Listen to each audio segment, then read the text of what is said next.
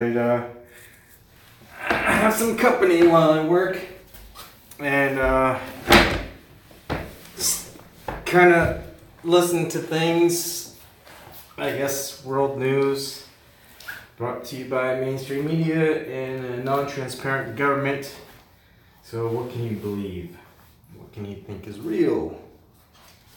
Well, for one, remember General Wesley Clark back in 2000? Oh my goodness. Wow. So much for duct tape working. Alright, let's try this again. That's a little bit crooked. Hopefully that holds up better. General Wesley Clark was in 2002. The war. We're gonna invade how many countries? 7 countries in 5 years. That was an interview with Democracy Now! And it was Iraq, Syria,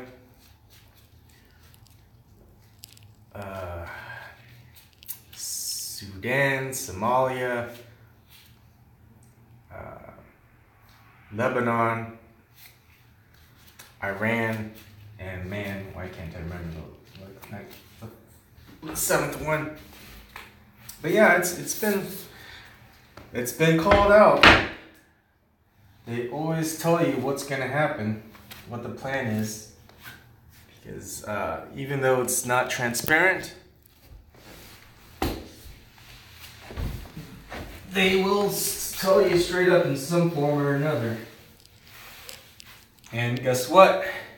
You can't stop it. None of us can. It's just part of the system. And we are part of it. You can go out and have these anti-war rallies and marches. Of course, that doesn't happen anymore. No one goes out to protest war. No one goes out to protest stuff, and it doesn't really work. It just gives the illusion that, all right, there we go. It just gives us the illusion that we can do something. We can't, because we're doing a whole bunch of nothing.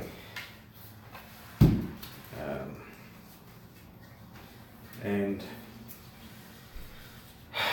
to amass a massive movement takes money, it takes time, it takes commitment, and none of that is in the general public. And I think we're always inevitably going to be screwed as far as the general population goes. I think it's always been known to be that way. One of the things I would like to talk about is, all right, we don't subscribe to the thought that, you know, we subscribe to the model that mainstream media doesn't tell us the truth. Fine.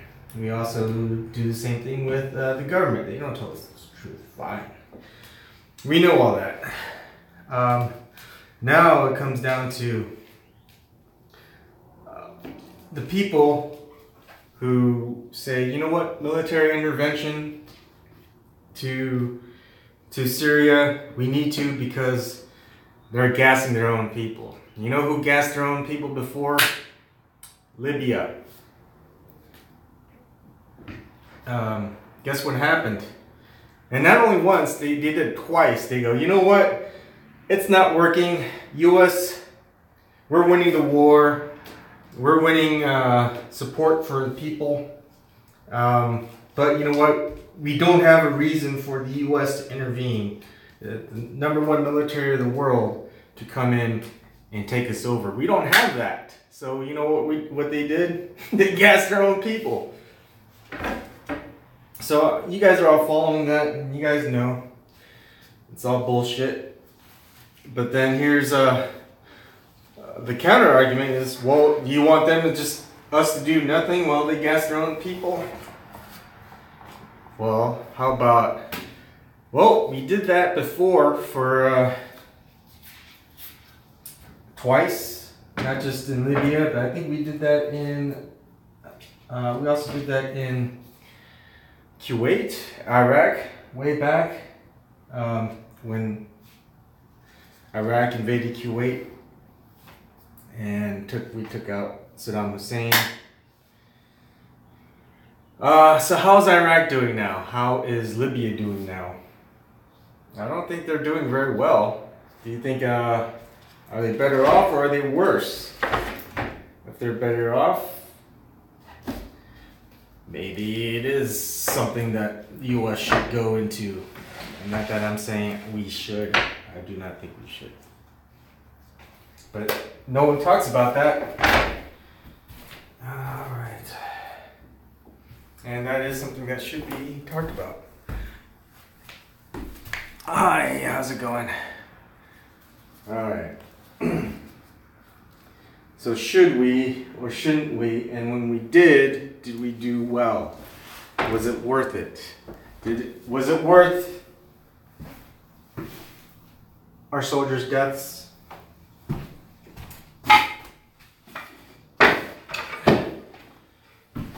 Was it worth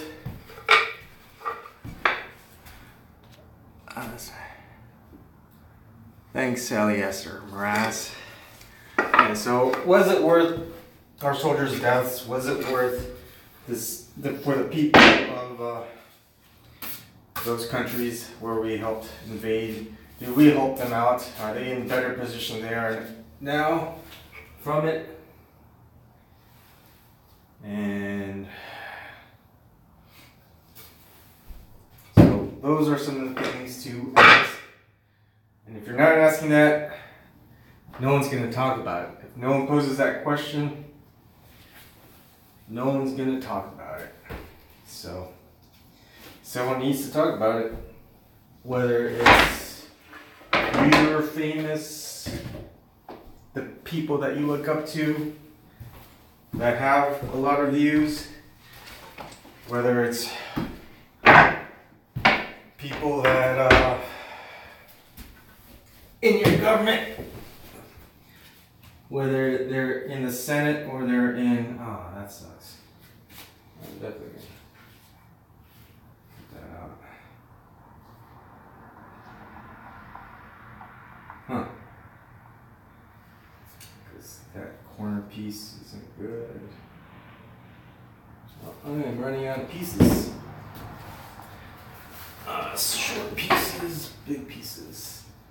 Alright, I need, thing is, I've got a lot of long boards, which I need to cut off some. Dang, that just doesn't make sense. While I'm measuring, I'll move this over. So, anyone that's on chat, all two of you, you know, people always talk about having discussions. Who are they discussing it with? They're discussing it with their other people. The other people who do the same thing. They talk to you, just like I'm talking to you, but you can't really talk back. It's not a discussion. What we do with Zoom and OBS, the on topics, the open forum with Ryan, the open forum with James, David sometimes. He hasn't really he's not showing live chat anymore. But there's some interaction, there's discussion. But we don't have that in independent media. Once you get to a certain point, you're talking to the masses. Oh man. And once you talk to the masses, that's the same thing. It's the same cycle over and over. It's source. Everyone goes up that pyramid, right? And you know what? When you get up that pyramid, what happens? You realize you can't keep going. You have to go alone. Everyone below you has to hoist you up. And when you're hoisted up, you don't give anything back. You're there to take. And so you keep going up and up and up. You keep getting, and everyone's like, yes, we got someone up there. All right.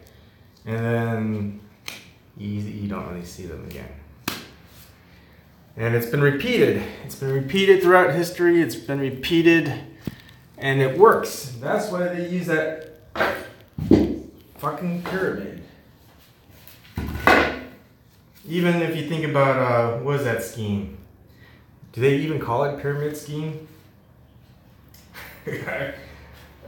Yeah, I think it is called a pyramid scheme because they use the same scheme to make money.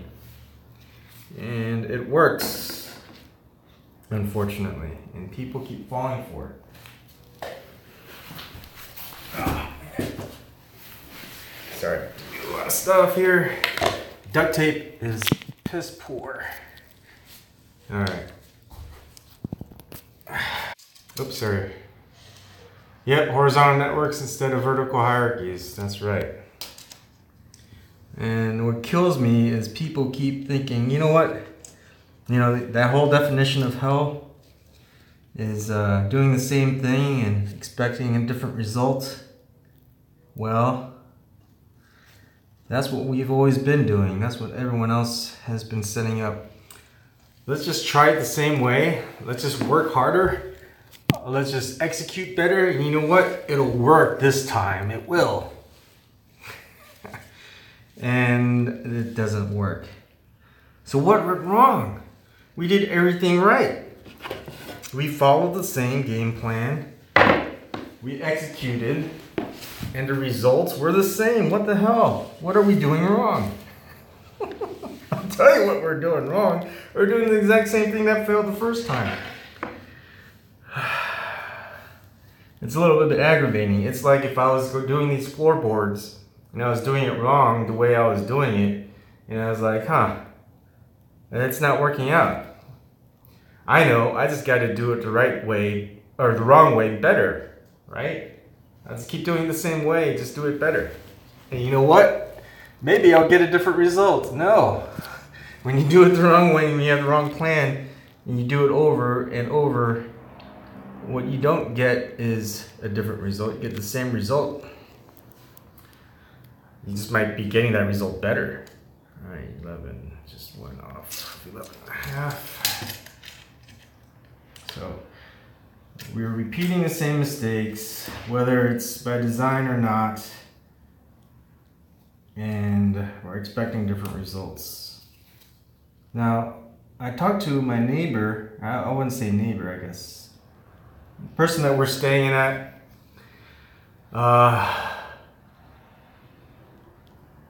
Yeah, I'll show you what I've got so far. So you can see the edge, 3/4 inch spacing. You can see just the randomization of the edges. It's looking pretty good. See, nothing, it's more natural looking, nice. And of course I made mistakes. I'm gonna make mistakes. I know I'm gonna make mistakes. That's all part of getting things right, is you have to make mistakes. But in order to make those mistakes, you have to actually do something active. You actually have to do it. If you expect others to do it, you're paying for it. Just like we expect others to do what we should be doing, whether it's politics, whether it's enacting change. We need to do it ourselves. And what's that saying? If you want to do things right, you got to do it yourself. Well, I think we've got to start doing it ourselves, because if people are doing it right and we're blaming them for not doing it right, and we're not stepping in to do it right ourselves, we've only got ourselves to blame. And that's what I think. That's how I perceive things. And even when I get it wrong. Oh boy. See, right now, I have a mistake of using one piece of duct tape, which isn't doing so well. And I keep putting it up, expecting that it'll work when I know it doesn't. So I gotta do something different. Do you see where I'm getting at? Don't do the same thing and expect different results. You've got to change a variable. Make something different. When you make that change and it gives you different results, is that result closer to what you're looking for, or is it different than what you're looking for? Better or worse? You know, when you're going to the eye doctor and they're showing you how good what type of prescription to have for your glasses, they say better or worse, better or worse, better or worse, and they're just comparing what you have as far as your eyesight, what looks better. That's it. They're just testing it. They're doing a comparison test. If they're just going to give you the same prescription as that you had last time, well, that's not going to fix anything. That's not going to make things better. It's going to be the same worse. All of you guys know this. You guys have been around. You guys have listening to mostly the same commentators and reporters that I have. Your perspective may be slightly different based on your experiences and your own research, and that's fine and that's good. And we should all be doing that. So, all right, this time double taped. Is that gonna make things better? We'll see. And I'm just doing it up because I'm gonna be cutting something.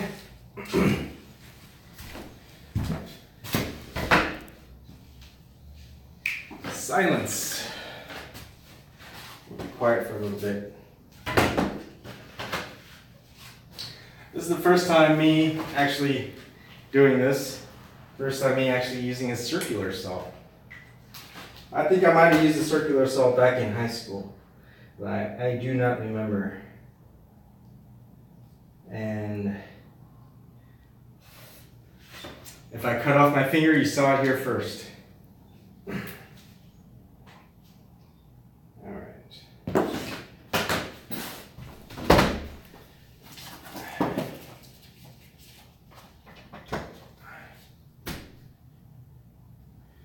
Let's see. Go here.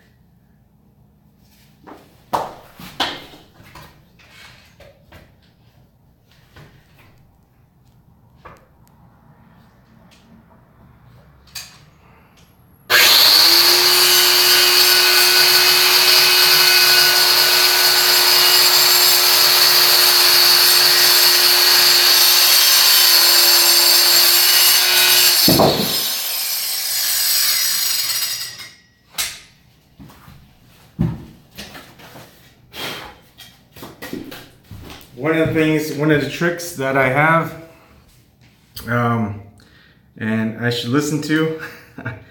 So I was thinking, all right, just go slow when I'm cutting with the circular saw. And that should be good enough. But you know what?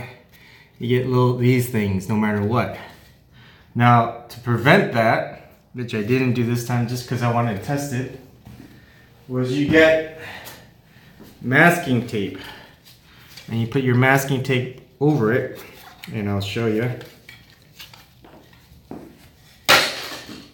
And what that'll do is it'll prevent splintering of that wood that you're cutting. So what I should have done was, once I marked it with the marker, I should have taped it like this and cut along the edge. Yep, 5 fingers, still good. So anyways, that'll prevent these things. Like I said, mistakes are done in order for you to learn from them. If you don't learn from them, then what the hell purpose was that for? So it's great. there's a lot of new people getting in towards whatever it is, whether it's activism or whether it's voicing their dissent. Dissent is always good, especially when it's warranted. Ta-da! Great. And work on the other side. So, what good is there from interfering again with a country that supposedly gassed their own people? Because you know what? That's another thing. We talk about not learning from your own mistakes, but also learning from other people's mistakes. Because part of the great thing about knowledge and transference of knowledge, and the reason we have schools, we have educational systems, is to impart that knowledge, impart other people's mistakes, impart other people's successes, and we learn from it collectively. So, do we think that the Syrian president, and even if they talk with Russia, that, hey, you know what? We should gas our own people. You should gas your own people. You know what? Nothing as bad as has ever come from gassing your own people. So again, I'm looking at the strategic aspect, and everyone else has a different aspect that they look into. But in the end, I need to open up another box.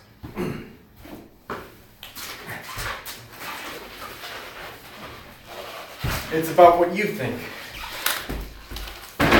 Because I don't want you to think the same way. I want you to find another perspective. I want you to, if you have a realization that, hey, how about we look at it from this perspective? Good. That's another argument point. That's another way to look at things. That's why we got to get rid of this cult of personality. Where it's like, hey, this guy, he seems to know what they're talking about. And hey, this gal, she seems to know what she's talking about.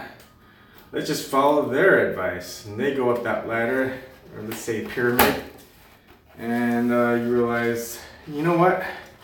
All that sounded good. Nothing changed. Nothing's different. I like the way he or she yells at things. Gets so angry and emotional. And look at how many other people are following and watching.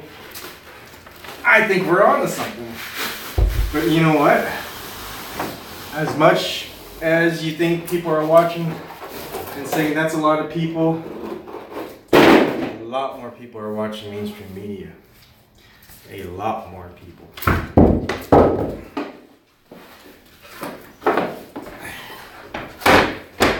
And so when you compare it between the people who watch the mainstream media and the people who watch independent media, the popular people in independent media, thousands, if not hundreds of thousands of people, tens of thousands, whatever. Is it really important about how many people are watching or seeing it? If they don't do anything about it, if nothing different comes about it, no, everything stays the same. And that's fine. Things are going to stay the same. For many of y'all, keeping things the same is what you're comfortable with. For some people, having something different, having something challenging, having something that wasn't planned. Now that right there is what some people look for. That's what I look for. I like a challenge. If everything was easy, there'd almost be no point to it. And I would prefer something difficult. And Change is good. Adaptation is good. Being able to get into a situation that you're not comfortable with, that's what makes progress. Because if you're actually able to change something while staying within your comfort zone, it really wasn't worth changing. So what is your comfort zone? Are you willing to get out of that comfort zone? Are you going to do something different? That's what really matters. Yeah. Hey Ben. I wish I could have you guys on and talk, but I don't have the internet bandwidth. I'm using my phone, so this is it. I love listening to you guys. I fell asleep watching James's show last night, and I was listening to a bit of Ryan's show this morning, but a lot of it I just kind of feel like talking, not just listening. Sometimes, you know how it is, that's what you guys come in onto the show, and that's what I like. I like listening to everyone. There's only so much of myself I could listen to. It's just babbling at some point, or I found something, I think it has value, I like to run it by you guys. That's pretty much what it is. And if it's not of particular value to anybody else, maybe it's just me, good. Maybe it's just something I would like to look into. But if it has value to someone else, then maybe that's also a good value for someone else. Oh man, that's a tough part. So that's kind of what I like about the whole coming together and converging and having our conversations in Zoom, is we get to see, I could use some help, is we get to see what everyone's kind of looking at. That's what I call kind of news. It's not just news. It's like, okay, I'm looking at this from here, I'm looking at this from here. We all see things, different things. Not one of us are going to be watching the exact same shows, the exact same amount. And even if we do, we're going to come up with something different from what was said, what was presented.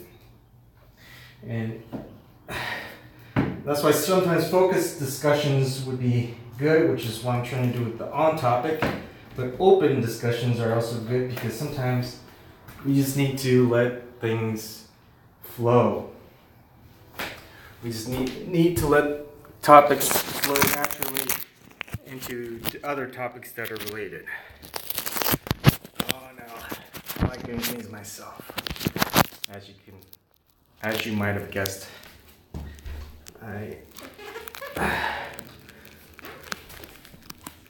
whenever I have someone else do it, it doesn't meet my expectations. Uh-oh, here we go again. Alright, there we go. Today's first day. Thank you, Eric. Hi, Eric. Okay, so I've got this little problem here, which I'm trying to fix because it's like a weird gap. Alright, I'm gonna be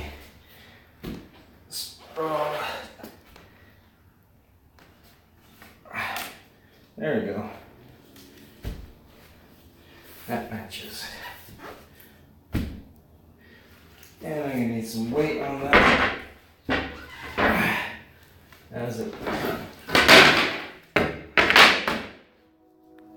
As the next piece comes, you'll see like different floorboards will be coming up or down, whatever, and I want to make sure that it gets settled correctly.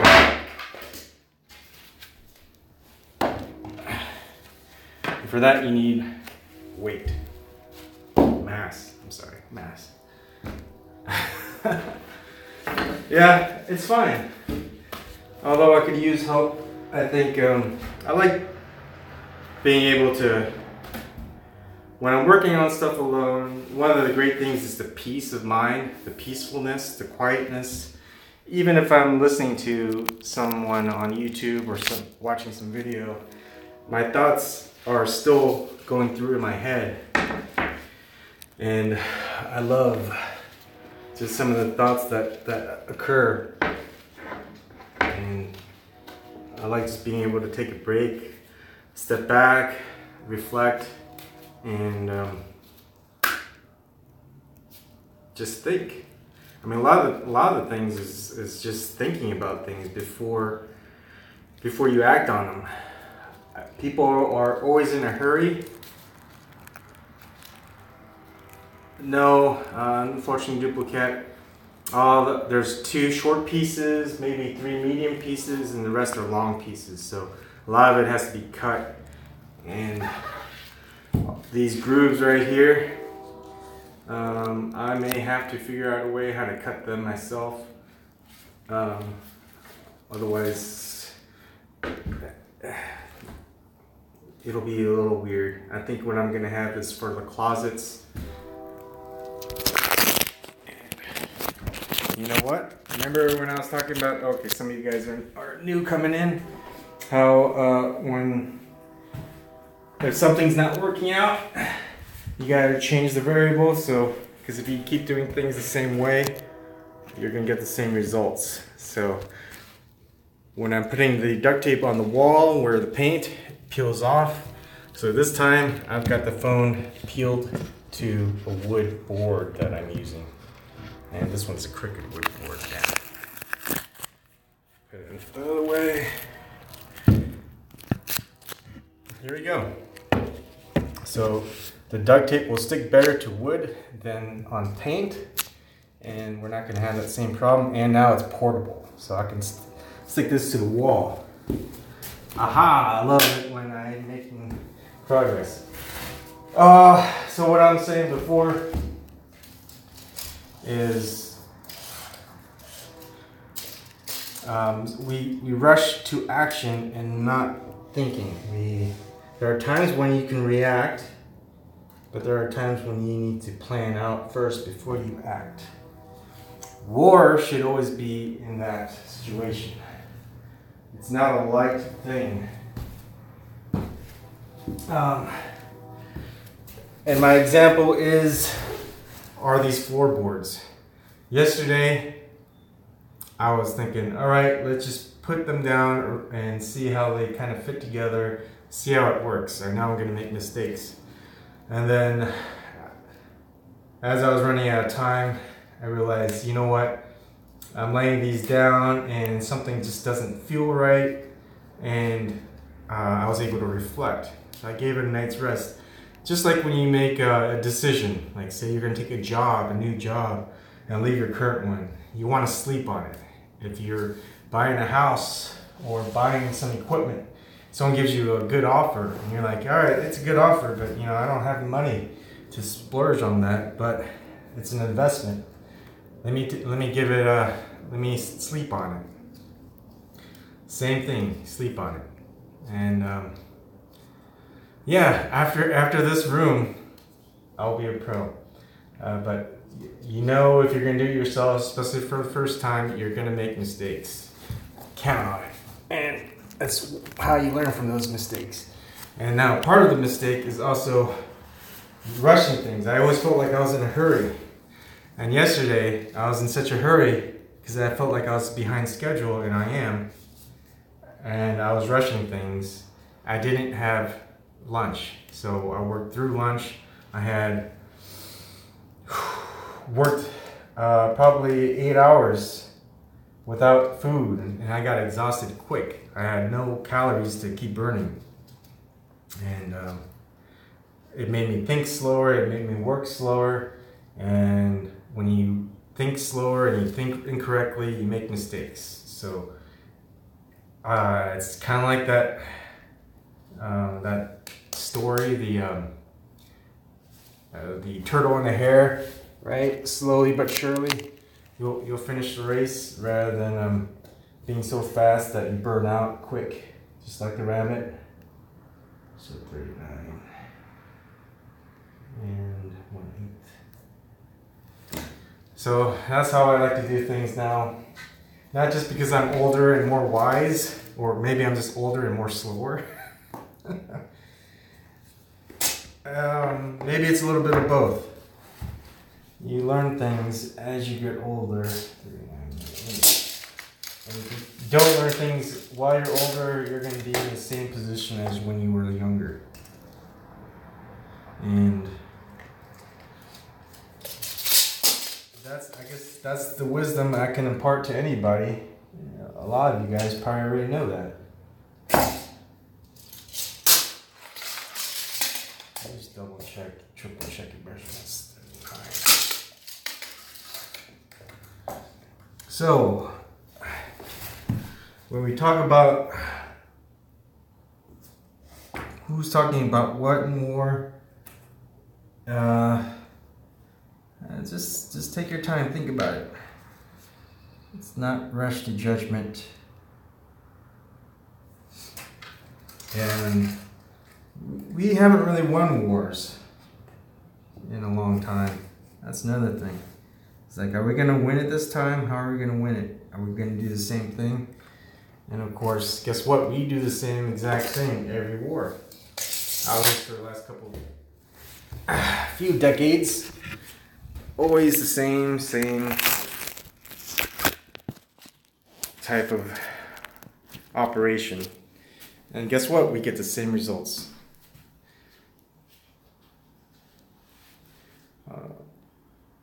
Base and shoe molding on top and hide the gap.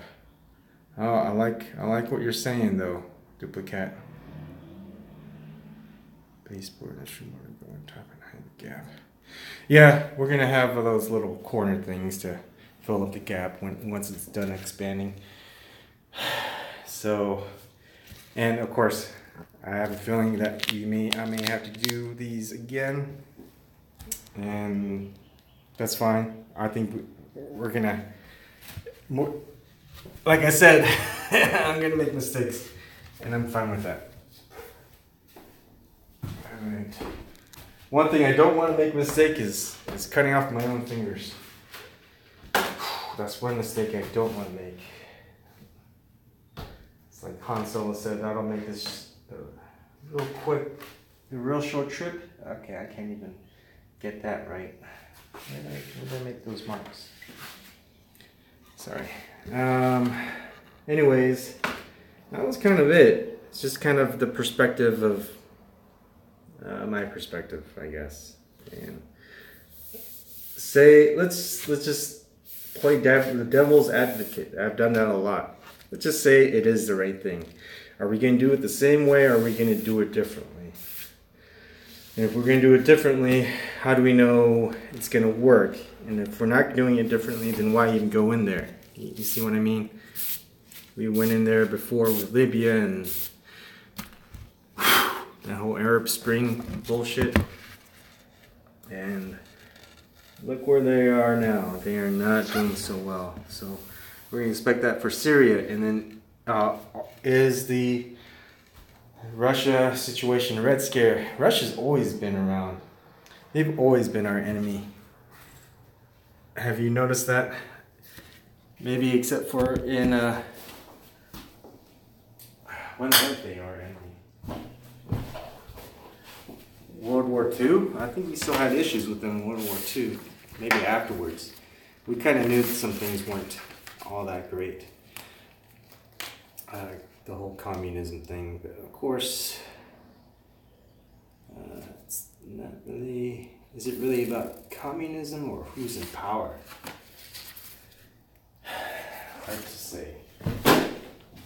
All right, at this point, I'm rambling, but I do like watching you guys' chats. Oh no, I do not mind Schultze. You guys can. My wife is the worst backseat driver.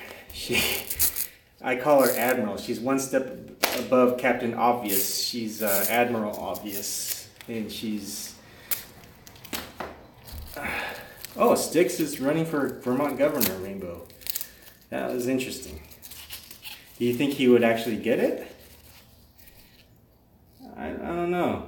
Is his popularity that big? And how is the current Vermont governor doing? Where do you live, Duplicate?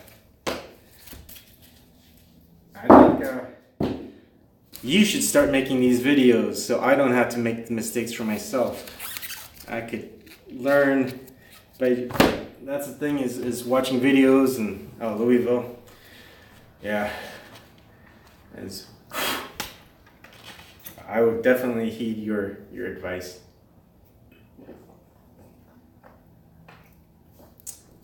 Okay, thanks, Eric. Current governor sucks. Alright, hold on, I'm gonna make a little bit of a board cut.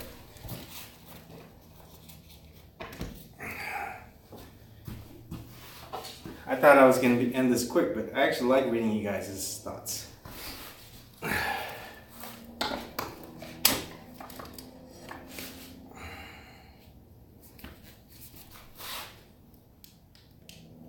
Pull on your ears.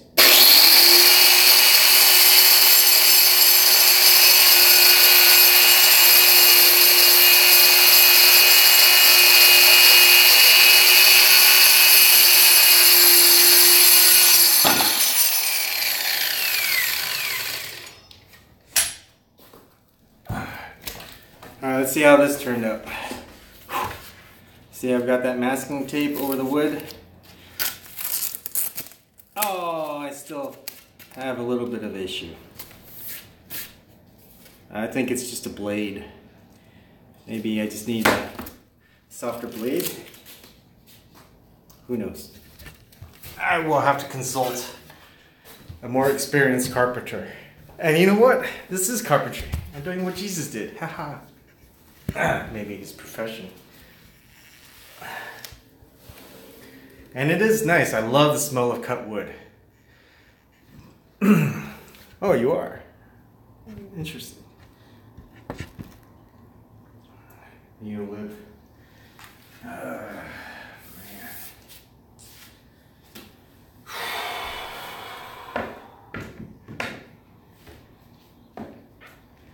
So when do you think was a good decade in our country? When was our last great decade? When do we not have war? When do we not have such bad unemployment and poverty and whatnot? Was it before the Industrial Revolution? Was it before the turn of the 20th century? Maybe even is this an always ongoing thing?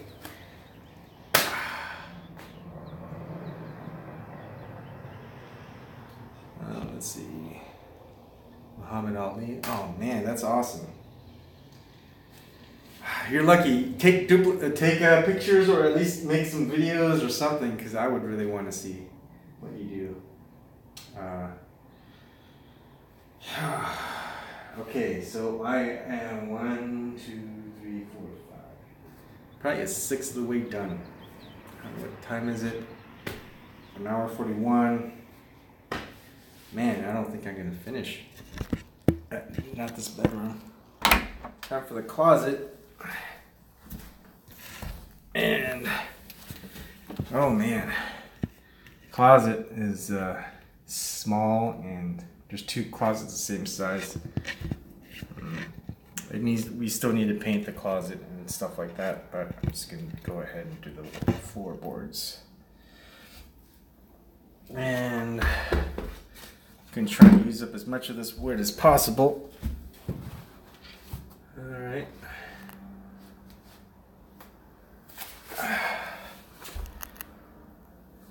Closet. Should I even worry about the closet right now, or should I worry about later? What's your thoughts, Duplicate? Finish the main floor first, then go on to closets, or work in parallel with the main floor and the closet floor? I'm thinking in parallel, work with both the main and the closet. And one of these days, I would love for a lot of y'all. Yep, main floor first. Okay. They have to end another world war. Okay, Duplicate, I will listen to your suggestion. It seems to make sense. Because I'm going to have a lot of extra cut floorboards left over for the closet that I can't really reuse easily on the main floor. Yep, you're right. It all has to snap together. Good thing you're here. See, look at that.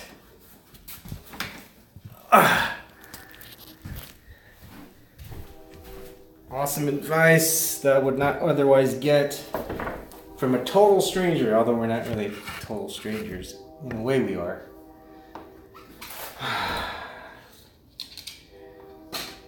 But one of these days, some of y'all have to come on the show and show yourselves and talk, because that would be awesome. Just having conversations about anything. Heck, we could just talk about floorboards all day. Home improvement stuff. That would be awesome. I would like that. And just maybe your own different techniques. Threshold to the closet door seam. Threshold. Alright, I'll have to look into that. I've kind of got a day off away from this tomorrow since I've got to work remotely for my job in Boston. I wish I could kind of do that differently. It gets more random here, so that's good to know.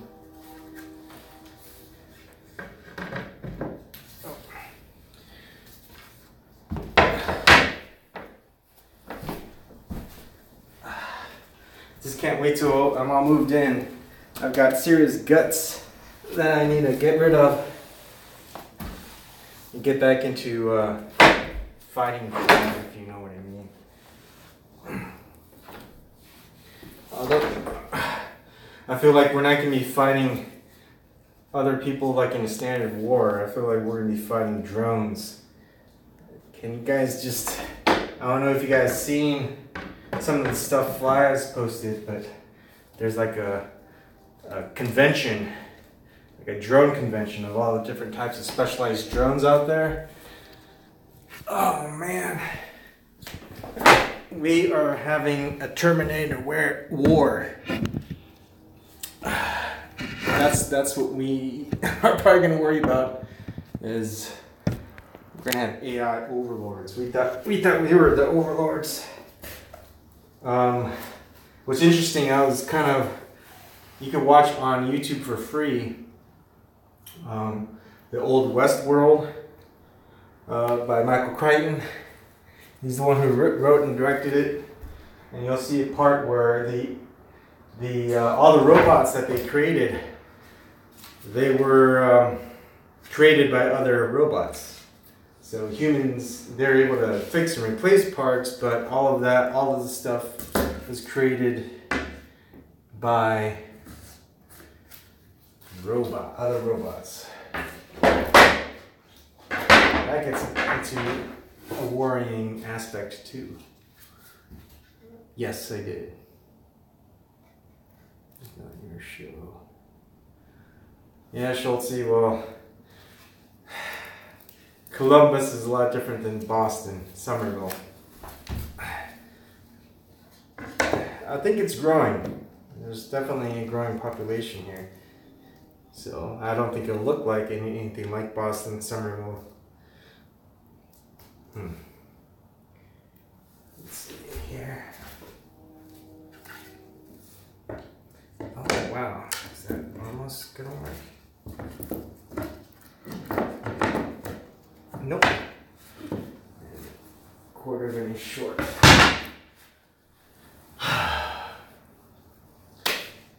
And so one of these days, I guess, well, I need to take a quick break. And it'll be the last snippet before I end the stream. And it's going to be about what's coming. Not like what's coming as far as like the world and stuff. This is from what's coming with me. So once I get settled in, which will be in May, I'll fly back the end of April. Yep. So last time I was fishing Saltsea, I was in Massachusetts. I've got a flight back on Sunday night. Come in early morning on Monday. I work my job for 2 more weeks, and then I'll be painting there, doing primer and painting, and having like yard sale, getting rid of a couple stuff, giving away some of my computer stuff, which I still need to ship Stevie one, and also getting a boss a computer just for her. She's retiring, so she needs something that's not a Mac and that has storage space. Getting rid of my saltwater fishing gear and trapping gear for like crabs and whatnot. I figured if I ever need them when I take a vacation, I'll do that. Anyways, so 2 weeks, another hard 2 weeks without family in Somerville. Then that'll probably be my last time in Somerville until I go visit. So then when I fly back here, I need to work on electrical, but I also need to get internet service. So I'm going to need to find every internet service provider on here and talk to them about what type of stuff that they've got. The problem is they only advertise their download speeds. I don't need download speeds, I need upload speeds. So what I get will have to be dependent on that. So if I get something they only have like 20 gigabyte download, that's fine. As long as they have 20 megabytes or gigabits per second? No, it's 20 gigabits per second upload. Then that's fine. I think I could go around with 12 gigabits upload. Upload is more important than download. Download is just viewing stuff. If you want to take stuff out there, provide services to others, you need upload speed. So once I get settled in with that, fix and update and upgrade the electrical systems in the house, then I can work on stuff. Not just the media stuff, not just getting my mind, body, and whatever into shape. It's also creating my first software, like legitimate software on my own. And it's gonna basically, I'm trying to see what similarities are there. Remember when you used to kind of go to, is it AOL? Maybe it was somewhat newer. Kind of like a MySpace, you know, things that you can do very similar to just how you build your own page on some other type of outlet. So if you go to MySpace or Facebook, you can set up your profile, even Twitter and all of that stuff, right? So it's pretty simplistic as in that regard. The only difference is this is more like your own personalized TV guide station. So we would provide is we get a list of every person that wants to find an RSS feed. So if someone's gonna have someone's upload something, or someone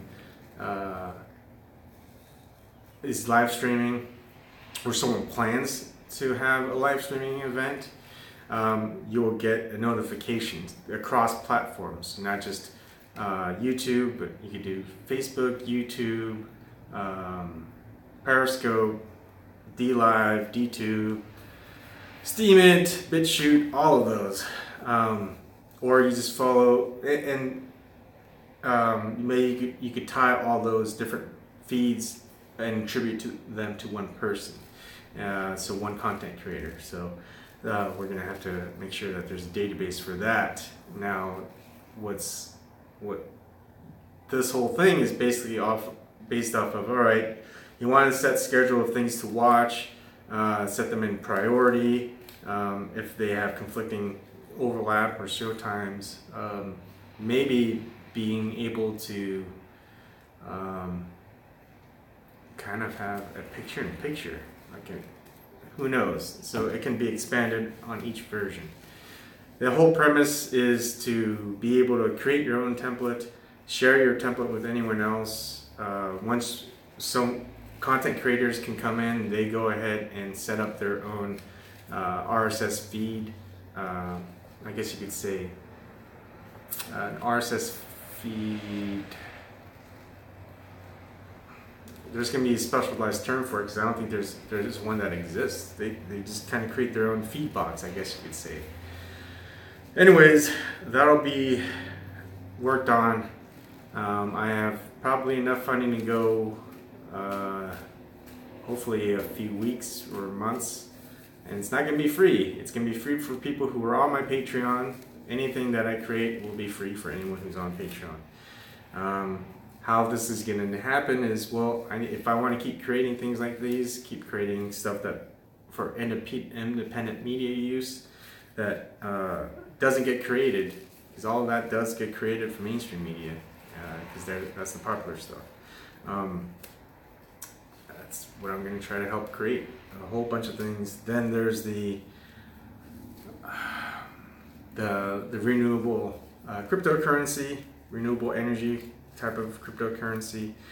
I have enough to kind of hit the ground running as far as seeing what companies, what politicians are in support of it, trying to get something moving like that. And I do know that Snork and maybe even James and Stevie and a couple of people are kind of involved in doing something very similar. Definitely local scale to big scale, and mine will be more towards like a residential town type of thing. It's different but the same. It's gonna have similar concepts but different approach, but that's fine.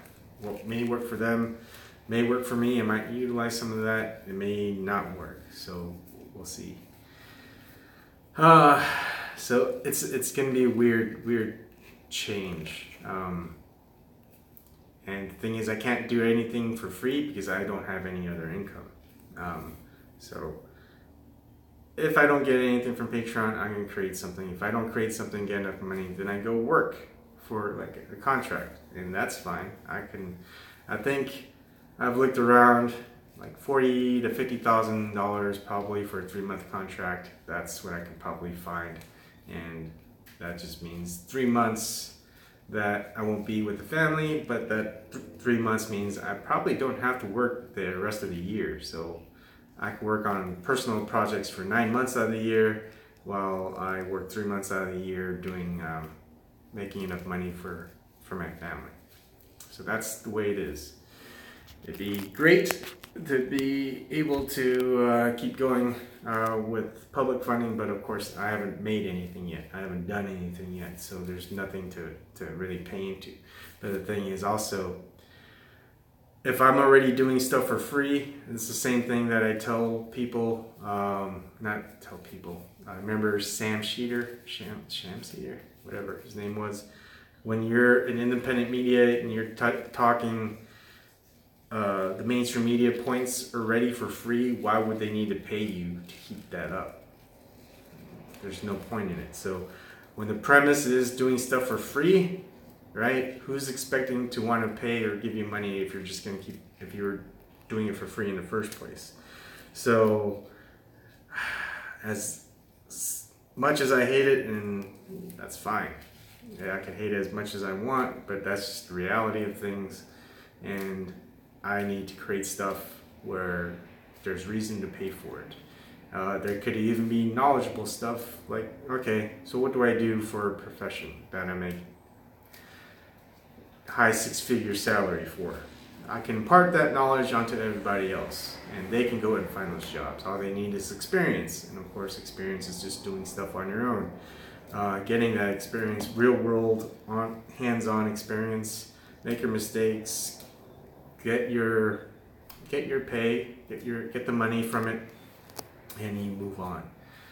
A lot of that also has to do with negotiating when you're going to get a job that's paying a lot, and what you'll find, and I'm sure a lot of people already know, they're going to go apply for a job that's saying, hey, this is going to pay up to $65,000 per year.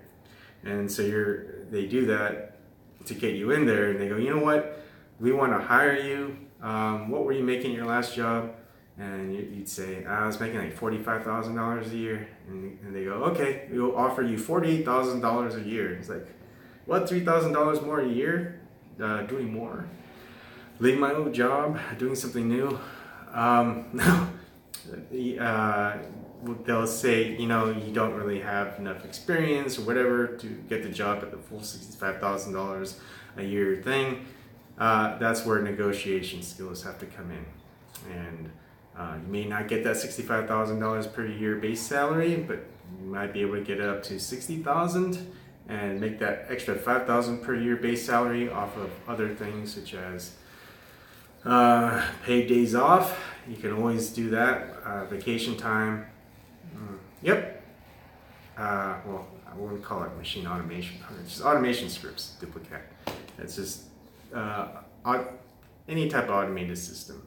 You can automate it. It's all through software, as long as it talks to the hardware. So yeah, automation scripts are part of it for quality assurance testing, and that's a big thing. That's one aspect.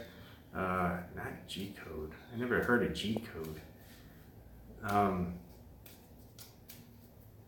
So automation or testing, software testing is one of those professions that will never really go away. Like there's probably automated software creation type of stuff, like AI learning and things that may replace development in the future. But testing, all of that has to be done with in mind. There's some things that you could probably deal with AI to create testing scripts. I'd be interested to see if anyone could come up with that. Like, how would AI think about testing its own code, testing its own creation? Is it the same idea of humans, of how humans do it? I mean, it can be a strict process. It can be very not strict. It can be pretty loose because it's all based on time and money. Like, you could keep testing and retesting and cover maybe more bugs, small bugs, maybe a couple of exploits that maybe no one will even think about, but it may happen. But as long as you know about it, hey, that's good for the company, whoever writes the code or whatever. Anyways, that's just kind of the plan, and we'll see if it happens. I think. All right, there we go. I think we're back. Anyways, I was gonna end it really quick. So it's stuff that we listen to and we go, oh, this is horrible, we shouldn't do this. Oh, this is bad, we shouldn't do this. Or, hey, maybe we should do it this way instead. You can't do anything about it unless you work within the system or you work outside the system and you focus on the source. So I think my fight as far as being able to make changes is to work outside the system, subvert the system, fight it at its source, and because it's just a small operation, just me. Maybe there's a couple other people out there that might want to do it or help out, and I'll kind of take that help. And if anyone needs help, of course, I'm going to provide whatever help that I can. But for me, I feel like a lot of that is a waste of time. As much as I like what Susie Dawson, Elizabeth Lavos is doing, Kim.com, Amanda pointed out, Kim.com has a lot of money. He's like millions of dollars. He's got a huge mansion. We just want one thing from him, which is what he knows about Seth Rich's murder, which we all know or have a speculation about, but we won't know until we get more information out there. And I think all of his money is probably tied into him not being silent about it. And if he's silent about it, nothing's going to happen to him, nothing's going to happen to his money. And I think that's just a part of the system. Once you get up there, if you want to keep going on, and a lot of people are going to do it. Even people in our crowd, people who've never made money, who've been poor all their lives. Yeah, they want to go up there. They want to not be poor for once. And whether they want to keep going, that's what we call sell out. That's on them, but we won't know until they have that chance. The other choice is you make it up that far and you betray the people who you have full disclosure contracts with, then all that stuff that you've accumulated, whatever is null and void, they take away from it, or they just kill you, or they put you away. Or you suffer for it. Otherwise, what other options are there? And that's where I'm trying to find. I'm trying to find those other options. I'm just trying to find other people who've come up with other options. This is a weird, it's like, how do you reset a system? We call it, some people call it the matrix. How do we reset a system failure? Because this system is failing for the majority. It's not failing for the minority that have wealth and power. And the system is set up that way. It's set up that way. So, anyways, that's it. Those are my thoughts. I'll keep the rest of my thoughts to myself the rest of the day because I need to keep working. But thank you all. I love the chat, live chat. I'm going to try to stay awake long enough tonight to at least join one of someone's shows, whether it be James's, Ryan's, or Independent Outsiders. So I'll see you guys later. All right, bye.